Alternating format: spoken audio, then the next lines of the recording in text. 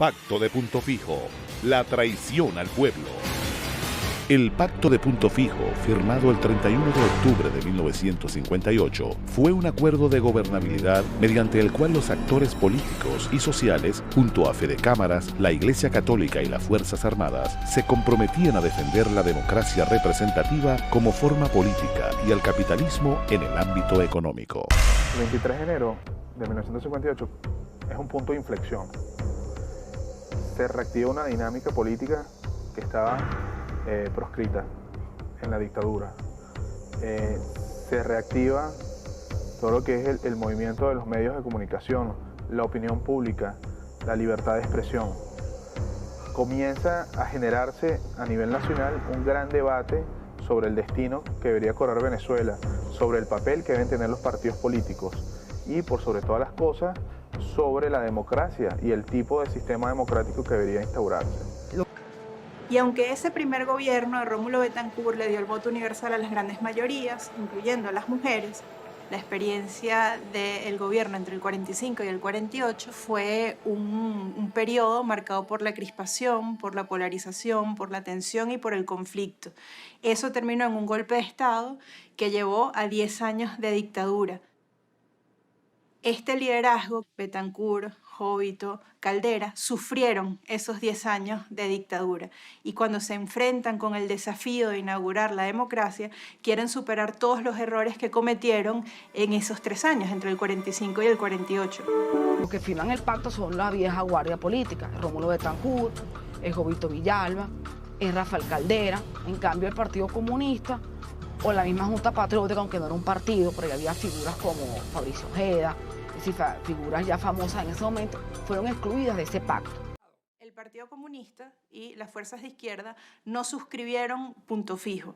Y no suscribieron Punto Fijo por un asunto de prudencia política. Su presencia en el pacto iba a generar ruido con las Fuerzas Armadas. Era un pacto con la intención de formar parte del gobierno y el Partido Comunista no pretendía formar parte del gobierno, lo cual era legítimo.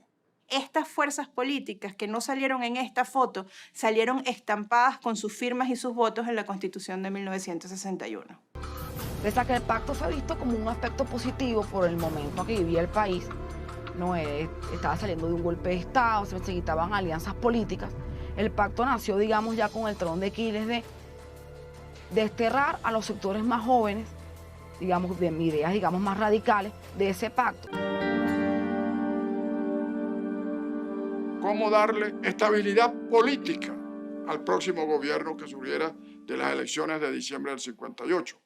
Y eso es lo que hace que Betancourt plantee la necesidad de un pacto, como el Pacto de Punto Fijo. A mí me parece que fue una decisión de extraordinaria importancia. No es un pacto de antiguos socios, de gente que tenía años coincidiendo, ¿no? Es un pacto entre adversarios políticos muy enconados. Cualquiera que ganara, los otros partidos y los otros candidatos apoyarían a ese régimen. Y lograr una fórmula de unidad de gobierno, un gobierno integral. El 20 de enero de 1958 se reúnen en la ciudad de Nueva York. Es un encuentro que va a determinar lo que va a ser posteriormente el Pacto Punto Fijo. Digamos que es un pre-punto fijo, se ponen de acuerdo. Cuando uno revisa más los detalles, uno sabe que, por ejemplo, Eugenio Mendoza, que era un conocido empresario, también estaba ahí. O sea, uno también puede saber que antes se habían entrevistado con el Departamento de Estado de los Estados Unidos, del gobierno de los Estados Unidos. O sea, se venía con una idea clara de qué forma política se iba a instaurar. Betancourt era visto con sospecha por sectores empresariales porque como él fue fundador del Partido Comunista de Costa Rica, ese cambio lo veían sospechoso, lo veían como un lobo con piel de oveja.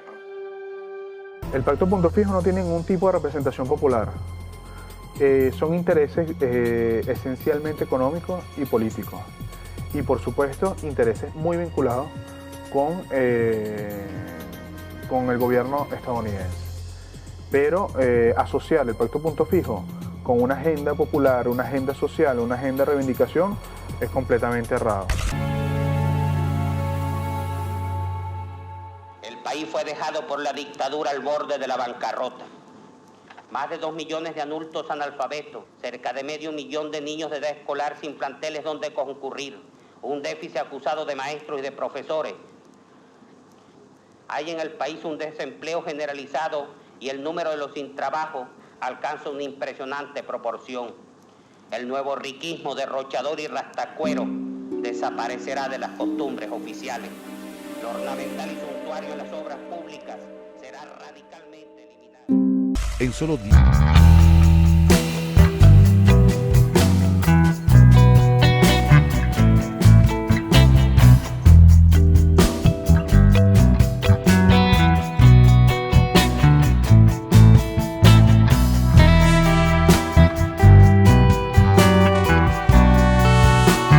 Lo que heredó Betancur, pues al comienzo de su gobierno, fue algo realmente dramático desde el punto de vista económico, una economía paralizada, una economía en la que se estaba desangrando con unas salidas masivas de capitales hacia el exterior, una expectativa tremendamente negativa donde nadie invertía.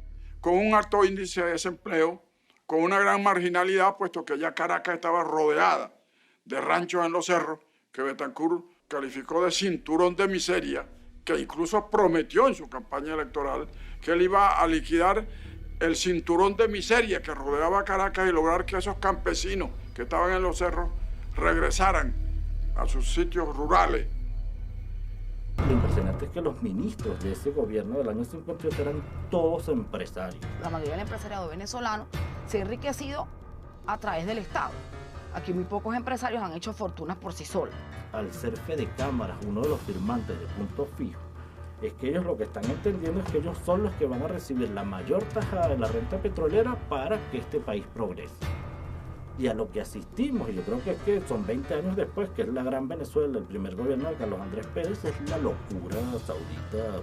Un sector privilegiado económicamente, empresarios de la nada, que solo se dedicaban a los servicios, que no creaban riqueza ni trabajo, lograron unos niveles de vida impresionantes a costa de la gran mayoría de los sectores populares.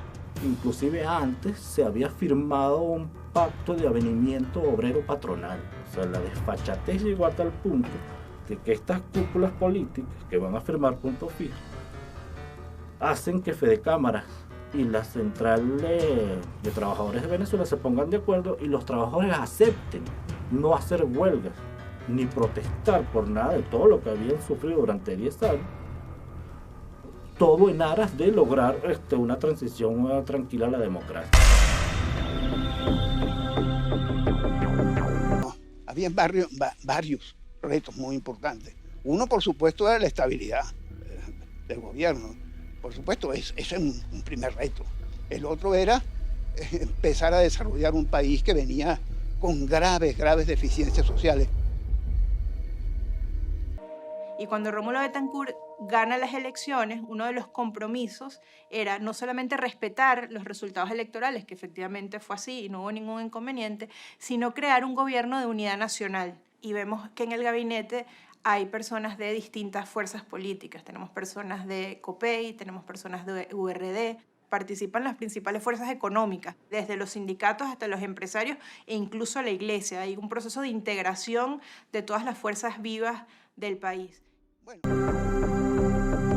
El putofijismo no tuvo la capacidad de reinventarse, de transformarse y de realmente hacer las reformas que se le pedían. Manos a la obra.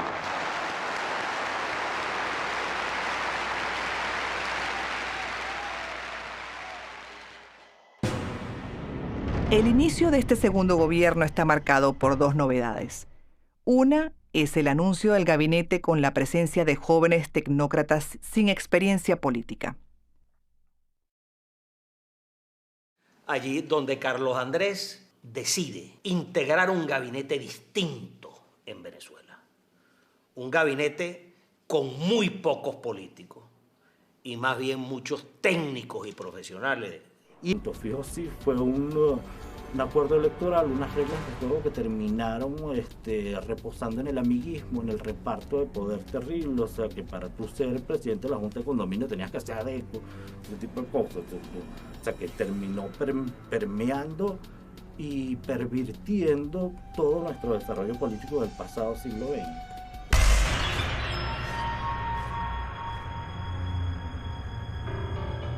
Y eso comenzó a crear ruido. Algunos dirigentes de Acción Democrática se preguntaban, bueno, ¿y cómo es que el partido no tiene una cuota adecuada dentro del gobierno? No tiene una cuota de ministros más importante. Yo no tenía ninguna vinculación política, ni con Carlos Andrés Pérez, ni con Acción Democrática, ni con nadie. Yo era un académico puro. Además, él nos veía a nosotros como la generación Ayacucho, la cosecha que él iba a recoger de lo que sembró en el primer gobierno con el plan de becas Mariscal de Ayacucho. Lo que hay que entender es que la democracia representativa era un solo programa político desde el año 58. O sea, si uno quiere pretender y decir que sí, es que COPEI siempre fue una cosa y URD otra. Sí, hubo diferencias, pero básicamente todos pensaban lo mismo. ¿Y a qué estaban apostando? Estaban apostando a un desarrollo de tipo capitalista, en la que el Estado ejercía un poder omnímodo sobre un capitalismo de Estado, que además lo que hacía era beneficiar a la élite. Eso sí, lo que yo sí hice mucho fue pensar en cuál tenía que ser un gran programa de desarrollo para el país. Pero un programa no de ajuste, un programa de crecimiento económico sostenible en el tiempo, acelerado, para convertir a Venezuela en un país desarrollado. Y con este fin, la mayor novedad es la liberación de la economía, eliminando el control de cambio, reduciendo impuestos a las importaciones, disminuyendo subsidios, es decir, limitando la injerencia del Estado en el comportamiento económico. En el 98 nos triunfa Chávez, que era el peligro que desde el 92 ya muchos veían. Y como no hubo ninguna reacción del Estado político en cambiar, porque pensaban que el país iba a seguir votando por ellos, porque el pueblo venezolano no era rebelde, era fácil de controlar. La última dictadura en Venezuela fue la dictadura del Pacto de Punto Fijo, que cayó, vamos a ponerle la fecha, aquel 6 de diciembre del año 1998, cuando la mayoría del pueblo de ustedes eligió a este soldado para la presidencia de la República.